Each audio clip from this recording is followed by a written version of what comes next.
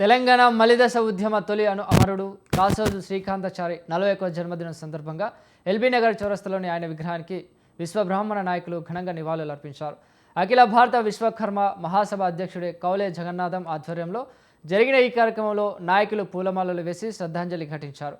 Cowley Jagannatham మాట్లాడుతూ రాష్ట్ర ప్రభుత్వం ఉద్యమకారులను విస్మరించడం బాధాకరమన్నారు. తెలంగాణ కోసం ప్రాణాలు అర్పించిన శ్రీకాంతాచారి త్యాగాన్ని ప్రభుత్వం సరైన రీతిలో గుర్తించలేదని ఆవేదన వ్యక్తం చేశారు.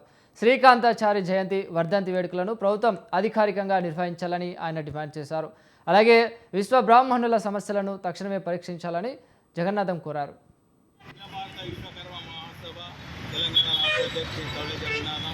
తెలంగాణలో ఉన్నటువంటి మన విశ్వబ్రాహ్మణులకు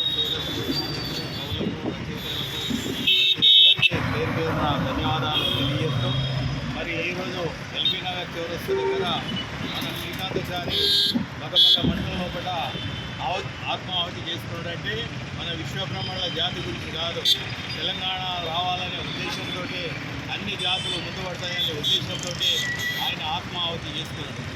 ఈరోజు ఆయన 41వ జయంతి సందర్భంగా వారికి పూలదండ వేసి ఘనంగా నివాళులు అర్పించడం జరిగింది. ఏది ఏమైనా కూడా మన కాంగ్రెస్ గవర్నమెంట్ కామారెడ్డి డిక్లరేషన్ లోపల 42% ఇస్తుందని ఇప్పటికీ మోసం చేసింది. ఇప్పటికైనా కూడా 42% ఇస్తామన్న విధంగా మా బీసీలకు కాంట్రాక్ట్ లోపల 42% ఇవ్వాలని కూడా జరుగుతుంది. అఖిల భారత విశ్వకర్మ మహాసభ